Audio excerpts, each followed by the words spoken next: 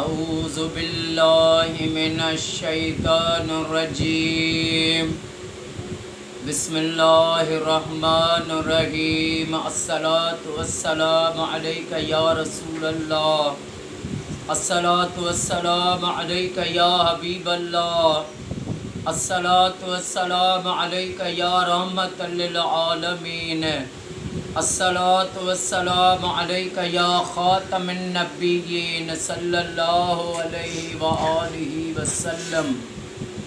اللہم صلی علی محمد و آل محمد۔ جو بھی میرا بھائی میری بہن میری اس ویڈیو کو دیکھے، اللہ پاک امام سجاد امام زین العابدین علیہ الصلوۃ والسلام کے صدقے اس کی تمام پریشانیاں دور فرمائے اور اس کی ساری فیملی کو سدا شاد و آباد فرمائے۔ اسلام جس کی معنی ہے سلامتی، ہمیں اسلام بھلائی کا درس دیتا ہے، ہمدردی کا درس دیتا ہے، جو ہے انسان ذات کے دکھی انسانوں کی مدد کرنے کا درس دیتا ہے۔ اور دین اسلام یہ اتنی بڑی چیز ہے، اس پر جس نے عمل کیا وہ اللہ کے ولی بن گئے۔ حضرت عبداللہ بن مبارک رحمت اللہ تعالی علیہ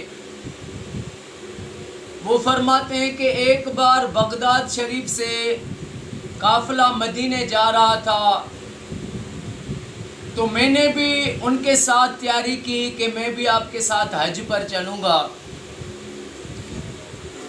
اب جب قافلے نکلنے میں ایک دن اور تھا تو حضرت عبداللہ بن مبارک نکلے گھر سے 500 دینار لے کر اور سامان لینے گئے کہ سامان لوں، سفر کا جو سامان ہے وہ لوں۔ یہ جیسے ہی نکلے باہر نکلے تو انہوں نے ایک جو ہے خاتون کو دیکھا۔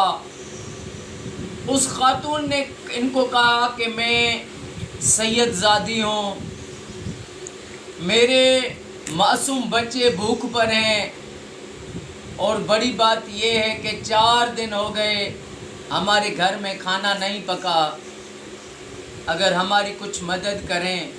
تو حضرت عبداللہ بن مبارک رحمت اللہ تعالی علیہ نے وہ جو بھی حج کے لیے پیسے جمع کیے تھے وہ سب اس کو دے دیے اور فرمایا مجھے دعا کرنا، یہ میں نے حج کے لیے رکھے تھے، ابھی میں حج پر نہیں جاؤں گا۔ وہ چلی گئی، اس نے اپنے بچوں کے لیے راشن لیا، سامان لیا، ان کو بہت دعائیں دی۔ جب لوگ حج پر چلے گئے اور وہاں سے جب واپس قافلہ آیا حج کر کے، تو حضرت عبداللہ بن مبارک نے کہا کہ ان دوستوں کو مبارک دینے جاؤں جن کے ساتھ میرا واسطہ تھا، دوستی تھی، ان کو مبارک دوں کہ تمہیں حج کی مبارک ہو۔ یہ ان کے پاس جیسے ہی گیا تو ایک حاجی کو کہا کہ تمہیں مبارک ہو، اللہ تمہارا حج قبول فرمائے۔